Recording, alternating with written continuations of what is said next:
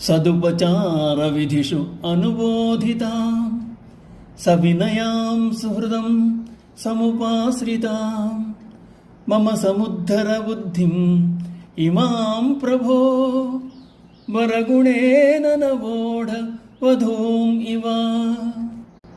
సమర్థుడవైన ఓ పరమేశ్వర, సత్యములైన మీ పాదపద్మముల యొక్క పూజా విధానములందు క్రమముగా సుశిక్షితమై విధేయమైనది, శుద్ధమైన మనస్సు గలది, మంచి ఆశ్రయము గలది అగు నా యొక్క ఈ బుద్ధిని శ్రేష్టమైన గుణం ఉపదేశించి నవ వధువును వలె ఉద్ధరింపుము.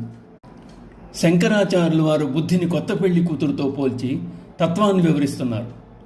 ఓ మహాదేవ, ఉత్తమ వధువు లక్షణములున్న నా బుద్ధి నిన్ను స్వయంగా వరిస్తోంది. ఈ వధువు వినయము, సేవాభిలాష, సహజ సిగ్గు, విమల హృదయము ఉన్న సకల సద్గుణ సంపన్నురాలు.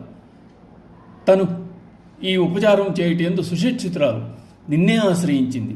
అయినను భావనాది వ్యాపారములందు ఏమి చేయగలనని సందేహం చెందుతున్నది. ఈమె నవవధువు కనుక నా బుద్ధి అనే ఈ వధువును బుజ్జగించి ఉద్ధరింపము. ఈ వధువుతో కాపురం ఉండుము. సద్గుణోపదేశముచే సంశయ నివృత్తి చేసి శ్రేష్ఠ గుణములను ఉపదేశించి విచారమును తొలగింపమని వేడుకుంటున్నారు శంకరాచార్యుల వారు. ఓం నమః శివాయ.